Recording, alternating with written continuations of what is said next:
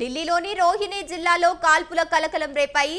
గోగి bag పోలీసుల మధ్య ఎదురు కాల్పులు చోటు చేసుకున్నాయి. ఈ కాల్పులో ఇద్దరికి గాయాలు కాగా ఆసుపత్రికి తరలించారు.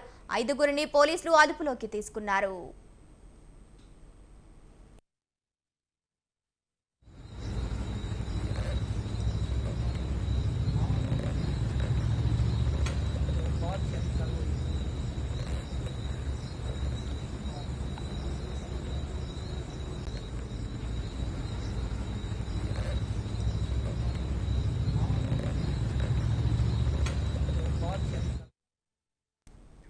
ఢిల్లీలోని రోహిణి జిల్లాలో కాల్పుల కలకలం రేపింది.